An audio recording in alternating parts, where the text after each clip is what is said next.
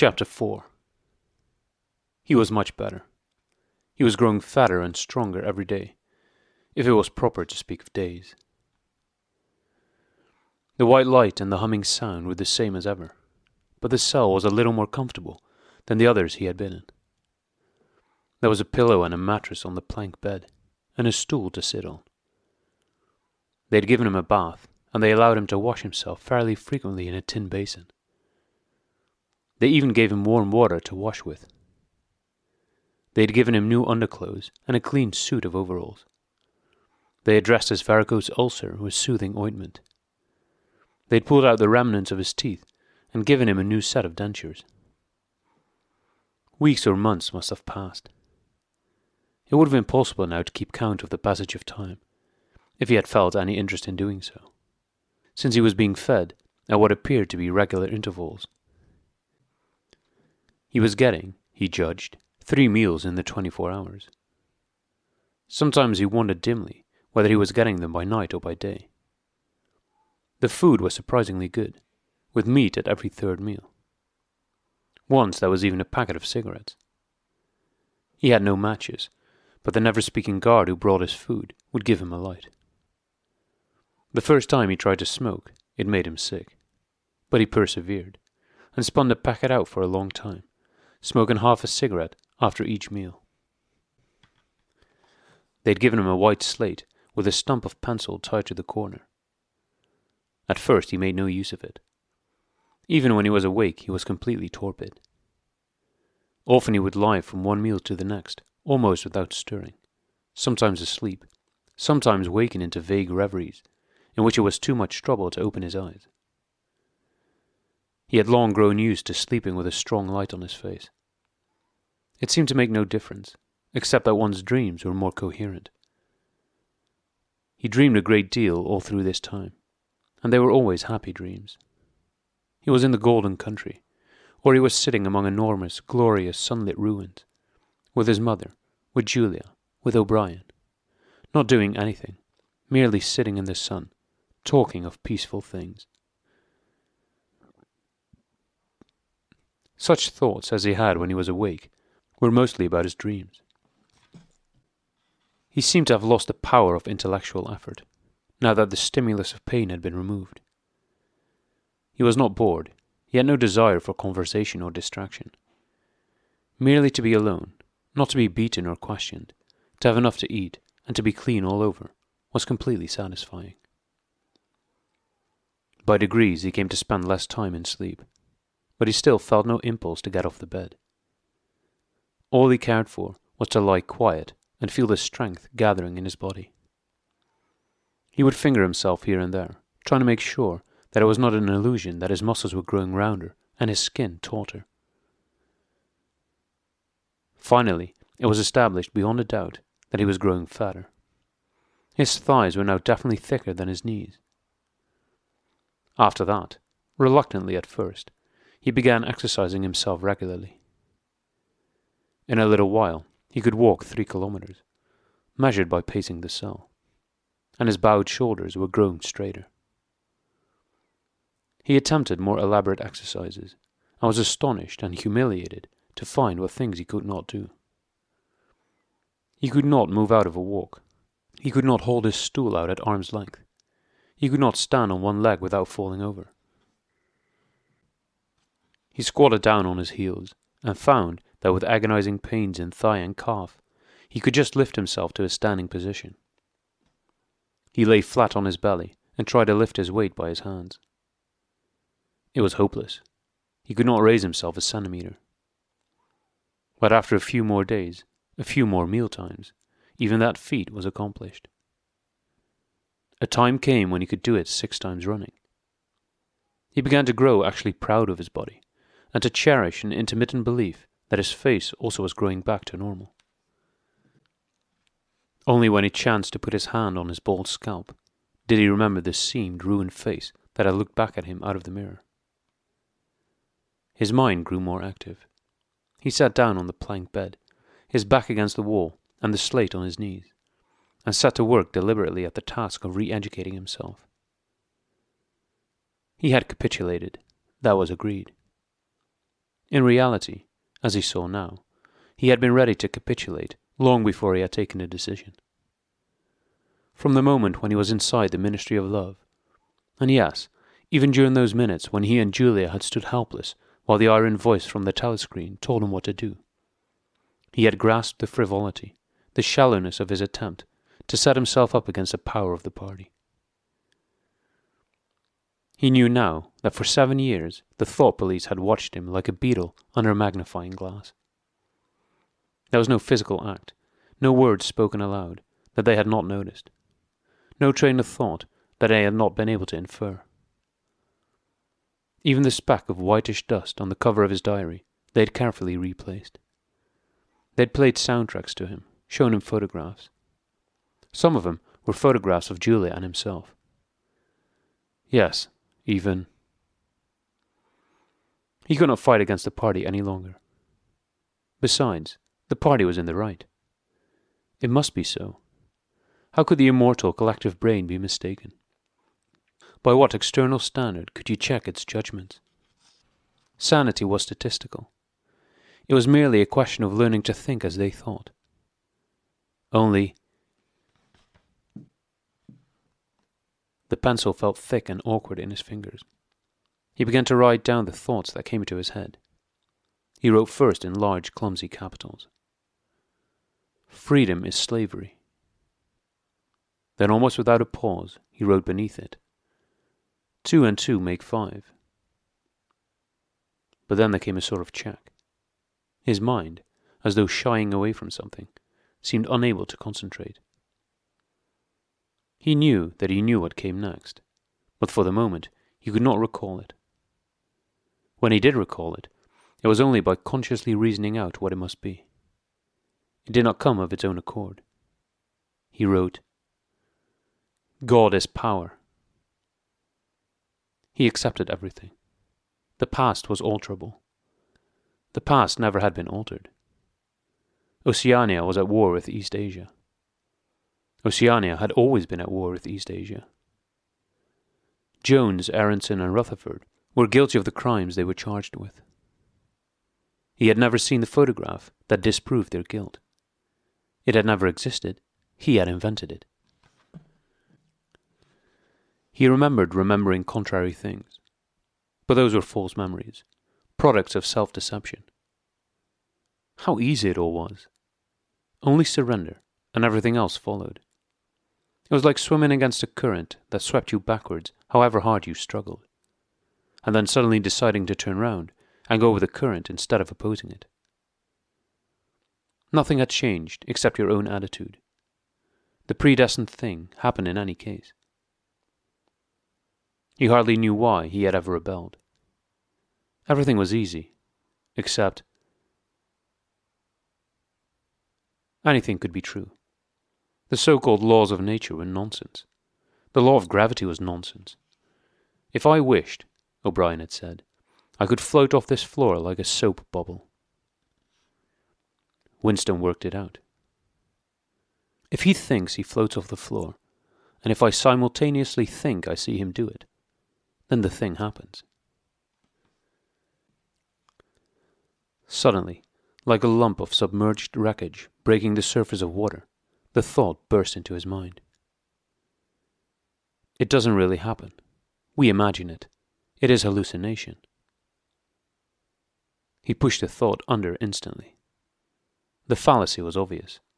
It presupposed that somewhere or other, outside oneself, there was a real world where real things happened. But how could there be such a world? What knowledge have we of anything, save through our own minds? All happenings are in the mind. Whatever happens in all minds truly happens. He had no difficulty in disposing of the fallacy, and he was in no danger of succumbing to it. He realized, nevertheless, that it ought never to have occurred to him. The mind should develop a blind spot whenever a dangerous thought presented itself. The process should be automatic, instinctive. Crime stop, they called it in newspeak. He set to work to exercise himself in Crime Stop. He presented himself with propositions. The party says the earth is flat. The party says that ice is heavier than water. And trained himself in not seeing or not understanding the arguments that contradicted them. It was not easy. It needed great powers of reasoning and improvisation. The arithmetical problems raised, for instance, by such a statement as 2 and 2 make 5, were beyond his intellectual grasp. It needed also a sort of athleticism of mind, an ability at one moment to make the most delicate use of logic, and at the next to be unconscious of the crudest logical errors. Stupidity was as necessary as intelligence, and as difficult to attain. All the while, with one part of his mind, he wondered how soon they would shoot him. "Everything depends on yourself," O'Brien had said. But he knew that there was no conscious act by which he could bring it nearer. It might be 10 minutes hence, or 10 years. They might keep him for years in solitary confinement. They might send him to a labour camp. They might release him for a while, as they sometimes did. It was perfectly possible that before he was shot, the whole drama of his arrest and interrogation would be enacted all over again. The one certain thing was that death never came at an expected moment.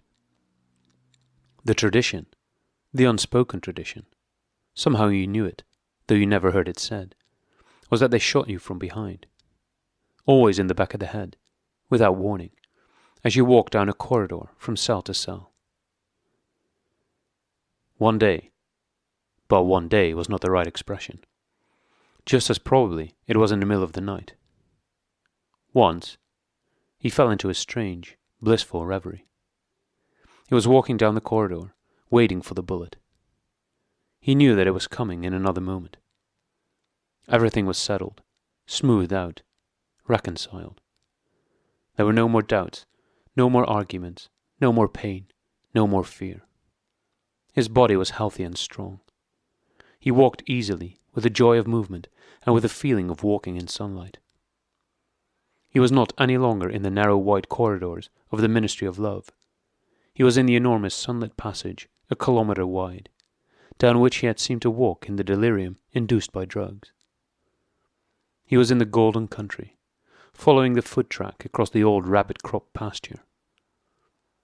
He could feel the short, springy turf under his feet, and the gentle sunshine on his face.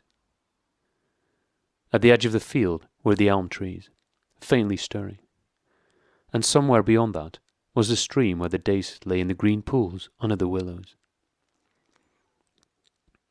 Suddenly he started up with a shock of horror. The sweat broke out on his backbone.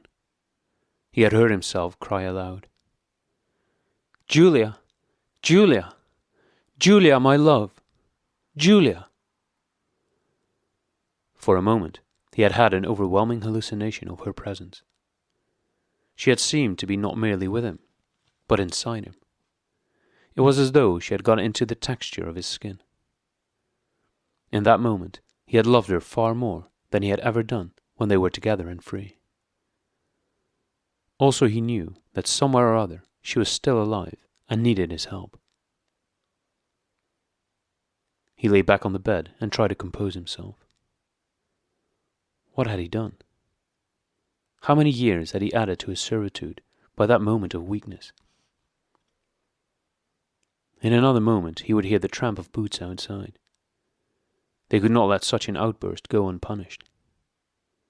They would know now, if they had not known before, that he was breaking the agreement he had made with them. He obeyed the party, but he still hated the party. In the old days, he had hidden a heretical mind beneath an appearance of conformity. Now he had retreated a step further. In the mind he had surrendered, but he had hoped to keep the inner heart inviolate. He knew that he was in the wrong, but he preferred to be in the wrong. They would understand that. O'Brien would understand it. It was all confessed in that single foolish cry. He would have to start all over again. It might take years. He ran a hand over his face, trying to familiarize himself with the new shape. There were deep furrows in the cheeks. The cheekbones felt sharp, the nose flattened. Besides, since last seeing himself in the glass, he had been given a complete new set of teeth.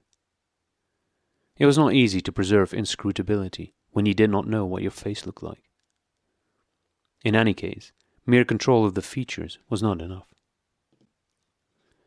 For the first time, he perceived that if you want to keep a secret, you must also hide it from yourself. You must know all the while that it is there. But until it is needed, you must never let it emerge into your consciousness in any shape that could be given a name. From now onwards, he must not only think right, he must feel right, dream right. And all the while, he must keep his hatred locked up inside him, like a ball of matter which was part of himself, and yet unconnected with the rest of him, a kind of cyst. One day they would decide to shoot him. You could not tell when it would happen, but a few seconds beforehand it should be possible to guess. It was always from behind, walking down a corridor. 10 seconds would be enough. In that time, the world inside him could turn over. And then suddenly, without a word uttered, without a check in his step, without a changing of a line in his face, suddenly the camouflage would be down, and bang, would go the batteries of his hatred. Hatred would fill him like an enormous roaring flame. And almost in the same instant, bang, would go the bullet. Too late, or too early. They would have blown his brain to pieces before they could reclaim it. The heretical thought would be unpunished, unrepented, out of their reach forever. They would have blown a hole in their own perfection. To die hating them, that was freedom. He shut his eyes. It was more difficult than accepting an intellectual discipline. It was a question of degrading himself, mutilating himself. He had got to plunge into the filthiest of filth. What was the most horrible, sickening thing of all? He thought of Big Brother. The enormous face, because of constantly seeing it on posters, he always thought of it as being a meter wide, with its heavy black moustache and the eyes that followed you to and fro, seemed to float into his mind of its own accord. What were his true feelings towards Big Brother? There was a heavy tramp of boots in the passage. The steel door swung open with a clang. OBrien walked into the cell. Behind him were the waxen-faced officer and the black uniformed guards. "Get up," said OBrien. "Come here." Winston stood opposite him. OBrien took Winston's shoulders between his strong hands and looked at him closely. "You have had thoughts of deceiving me," he said. "That was stupid. Stand up straighter. Look me in the face." He paused and went on in a gentler tone. "You are improving. Intellectually, there is very little wrong with you. It is only emotionally that you have failed to make progress. Tell me, Winston. Remember, no lies. You know that I am always able to detect a lie. Tell me, what are your true feelings towards Big Brother?" "I hate him." "You hate him? Good. Then the time has come for you to take the last step. You must love Big Brother. It is not enough to obey him. You must love him." He released Winston with a little push towards the guards. "Room 101, he said.